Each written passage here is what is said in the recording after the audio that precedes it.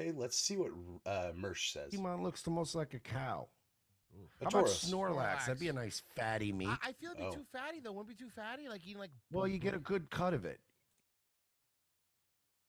Okay, I think I can work with that. Normally, traditionally, we would use like a Stantler or a Deer, which is kind of like a deer, kind of like Pokemon, so venison, or like a Tauros, which is like our beef jerky video that we made. But yeah, I can work with a nice choice cut of Snorlax. I think that I could work with that. You got to figure eventually, you get through enough fat. There's got to be some meat in there. Mine is Mr. Mime. That's easy. So yours is Snort. What about you, Virgie? Oh, I've already discussed this. I like a little Parasect. Ugh. You know, the big ass crab looking motherfucker. You know that's a bug Pokemon, right? Like that's literally a parasite bug. I mean, I could make up some garlic butter, steam that fucker for you if you want, Virgie. We'll get something cooked for you, but not this week. Next week. I already have two dishes I'm cooking, but next week I will definitely hit you up, Virgie. Oh, With, yeah, with the side of, like, that radishes. actually would be delicious though. I know, dude. I Oh, with like big thing of butter. Yeah, dude. All right, yeah. So those are the dishes. This is the challenge. Mr. Mime and Snorlax. Snorlax steak, and I'm thinking maybe Mr. Mime beef tips. I'll see you in the kitchen. All right. Dish number 2. Mersh's dish, or I like to call it the Nightwave dish. He wanted Snorlax steak. Snorlax is a very fat Pokemon. Royce was right when he was talking about it. He knows his shit.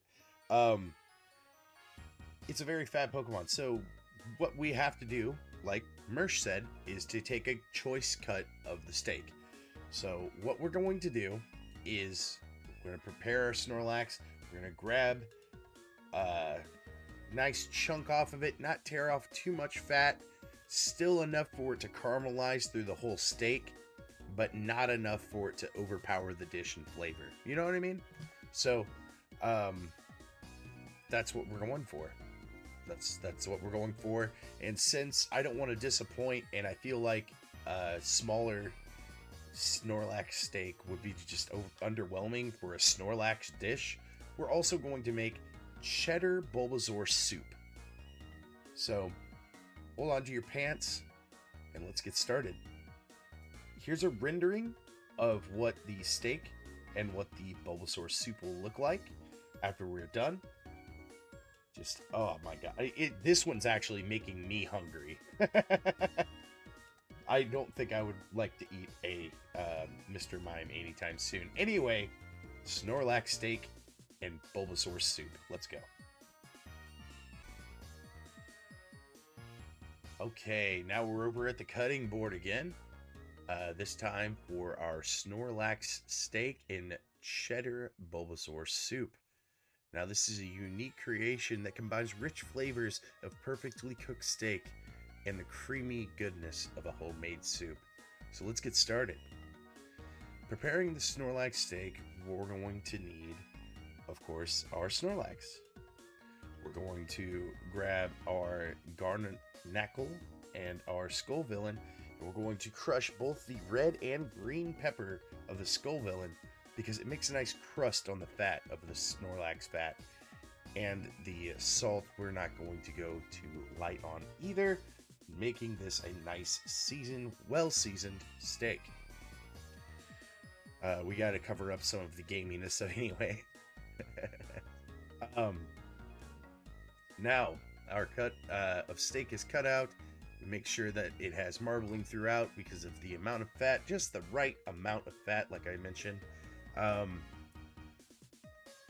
Next, we'll do the Cheddar Bulbasaur soup. This is a creamy soup with the finest ingredients, including pasteurized Miltank milk and my favorite brand of cheddar cheese, Rattata brand cheddar, which is used with Miltank milk, processed, etc., into their ultra sharp cheddar hyperfang cheese. Now, we take this cheese, this amazing Rattata cheddar cheese, and we mix it with the bulbs of 4 Bulbasaurs cut into thirds.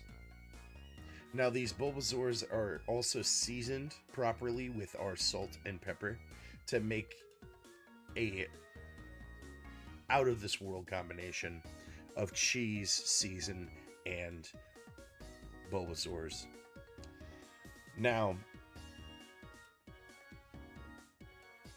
while our soup is cooking, let's make sure that our steak is nice and caramelized, and it will have a rich, savory flavor in the dish.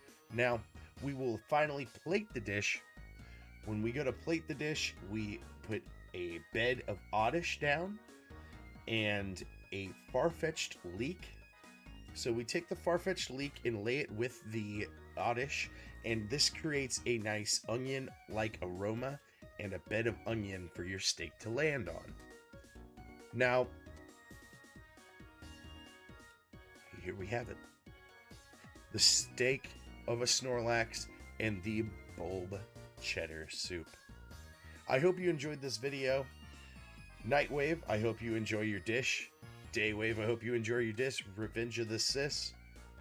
If you like them, go check them out. They do political content Monday through Friday over on Rumble. They just got their YouTube back, but Rumble's a good backup. Let's just say it like that. Thanks for watching, everybody. I've been Professor Grass.